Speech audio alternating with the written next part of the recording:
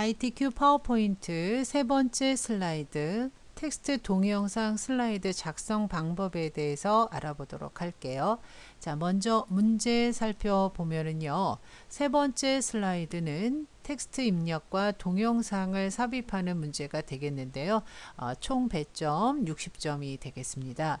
글머리 기호 보셔야 되고요. 글꼴과 크기, 속성, 그리고 줄 간격, 그리고 첫 번째 수준과 두 번째 수준을 구분해서 입력을 하셔야 됩니다. 자, 영어가 나오고 한글이 나오는데요. 자, 영어의 타이핑이 느리시게 되면 한글을 기준으로 먼저 작업을 하셔도 되겠습니다. 그래서 한글 작업을 하고 나서 그 다음 복사를 해서 영어를 쓰시는데요. 영어를 다 쓰기가 시간적으로 많이 걸리면요. 단어 정도만 쓰셔도 되겠습니다. 자, 그러면 작업하시는 문제 파일로 가셔서 세 번째 슬라이드 클릭을 하고요. 자, 제목 잊지 말고 꼭 먼저 써주셔야 됩니다. 보통 나중에 쓰시다가 놓치시는 경우도 있으니까요. 먼저 써주세요. 자, 입력 다 하시고, 자, 그 다음 여기서 영어를 먼저 쓰실까 한글을 먼저 쓰실까 할 때요. 자신 있게 쓰시는 부분이 한글이다 그러면 한글을 먼저 쓰세요. 그리고 엔터. 두 번째 목록 수준을 들였어야 될 때 이때 키보드에서 탭키 사용하셔도 되고요. 홈 그룹에 홈 메뉴에 단락 그룹에 보시면 목록 수준 늘림 버튼 누르셔도 됩니다. 그래서 입력을 이렇게 해주시면 되겠습니다. 자, 입력을 하신 다음에 차례차례 조건을 고치실 때 첫 번째 수준에서 클릭을 하시고 단락 그룹의 글머리 기호 누르셔서 해당 글머리 기호를 찾아서 선택을 합니다. 자, 그 다음 두 번째 수준에 드래그 하신 다음에 역시 같은 방법으로 글머리 기호를 찾아서 선택을 하시고요. 자, 이렇게 맞지 않는 부분이 생기게 되면 눈금자, 즉 보기 메뉴에서 눈금자를 선택을 하셔서 이 아래쪽에 있는 삼각형 버튼을 이렇게 드래그 하셔서 위치를 맞춰 주시면 돼요. 간격을 어느 정도 시험 문제에 맞춰서 조절해 주시면 되고요. 적당히 한 칸을 띄워서 맞추셔도 상관이 없으시겠습니다. 자, 그런데 이제 이 끝은 한 문단 단락이기 때문에요. 이렇게 간격 조절을 하실 때 똑같이 간격을 조절하실 때 이 아래쪽 눈금자에서 간격을 이렇게 조절하셔도 된다. 자, 그리고 높이를 좀 조절을 하겠습니다. 아직 더 해결하셔야 될 문제가 있죠. 자, 여기 보시면 첫 번째 문단의 경우에는 굴림 24 굵게 줄간격이고요.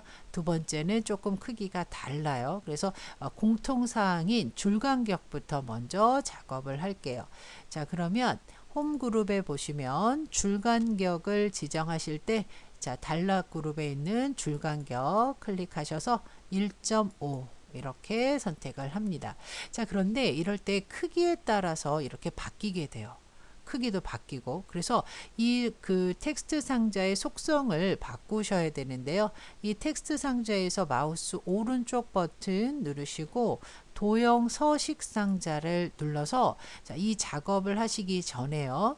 이 왼쪽에 보시면 텍스트 상자 카테고리를 누르셔서 여기 오른쪽에 보면 자동 맞춤이 넘치면 텍스트 크기를 자동으로 조절하게 돼 있어요. 그러니까 여러분이 글자 크기를 문제지에 맞게 조절을 해도 이 도형의 크기, 글상자의 크기를 조절을 하실 때마다 글자 크기가 다시 재조정이 돼요. 그래서 자동 맞춤 안함을 눌러놓고 작업을 하셔야 돼요. 그래서 이걸 먼저 하고 크기를 조절하시는 게 맞습니다. 그래서 자, 드래그 하셔서 첫 번째 1순위는요. 자, 글꼴을 굴림이고요. 자, 그 다음에 글자 크기가 28인가 한번 볼게요. 자, 24네요. 자, 24. 그리고 굵게 이렇게 지정하시고, 자, 두 번째 수준은 역시 굴림이고요. 자, 그리고 글자 크기는 20으로 지정을 합니다. 자, 줄 간격은 우리가 아까 이렇게 드래그해서 줄 간격 1.5로 맞춰 놓으셨으니까 자, 이제 크기 도형 글 상자의 크기만 맞춰 주시면 돼요. 이런 식으로요. 자, 이렇게 해서 맞춰 주시는데 그 오른쪽에 이 글자는요, 문제를 보셨을 때 월 평균 소득 여기서 끝나도록 그 크기를 조절하시면 돼요. 월 평균 소득이니까 조금 더 끌어서 글자가 더 나올 수 있도록 이렇게 끌어 주십니다. 이렇게요. 자, 그리고 아래로 내리셔야 되겠죠. 자, 그래서 최대한 나머지 내용은 문제를 보시면서 위치를 잡아 주시면 돼요. 자, 그러면 이 아래에 있는 한글을 먼저 하셨으니까 이 부분은 복사해서 올리도록 할게요. 자, 그러면 이 부분을 자, 조금 아래로 내리고요. 자, 드래그를 해서 좀 내릴게요. 그리고 컨트롤과 쉬프트를 동시에 누르시면 그대로 수직 복사가 되죠. 이렇게요. 컨트롤 쉬프트 키를 같이 누르셔도 되고 컨트롤 키 눌러서 자, 그럼 이 부분은 영어를 쓰셔야 될 때 물론 다 쓰시면 너무 좋겠는데요. 이럴 때는 단어 한 글자만 쓰셔도 돼요. 이렇게 할게요. 자, 이런 식으로 단어 하나만 쓰시고 자, 이 아랫부분도 마찬가지예요. 이 부분도 여러분이 글을 쓰실 때 단어 한 글자만 이렇게 쓰도록 하겠습니다. 물론 다 쓰시면 너무 좋죠. 그런데 일단 타이핑의 속도의 차이가 있다면 이렇게 단어 하나만 쓰셔도 일단 기능은 다 들어간 거니까 자, 이렇게 다 내용을 채우시면 좋겠고요.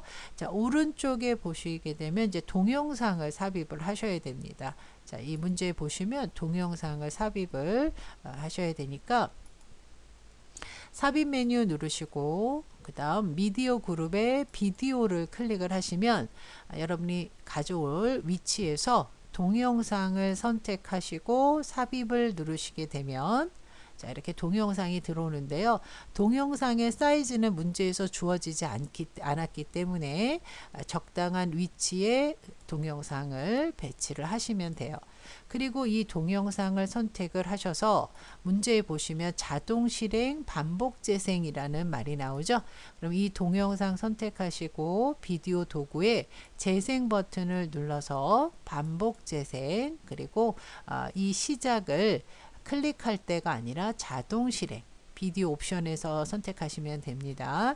시작, 자동 실행, 반복 재생을 체크를 해서 속성을 변경하시면 되겠고요.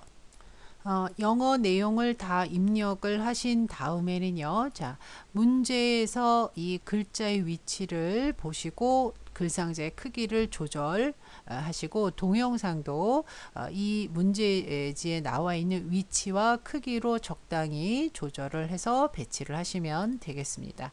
자, 먼저 이 글상자의 오른쪽을 조금 당겨서 그리고 이 그림의 동영상의 위치도 적당히 좀 맞춰 주셔야 되겠죠. 자, 조금씩 움직이실 때는요, 키보드의 방향키로 조절을 해 주시면 되겠고요. 이 크기는 가로 세로가 어느 정도 정해져 있는 게 아니기 때문에요. 이 내용을 보시면서 자, 이렇게 조절을 해 주시면 돼요. 자, 지금 조금 더 조절을 해서 자, 오른쪽에 보시게 되면 이 글자에 떨어지는 이 부분을 맞춰 주시면 돼요.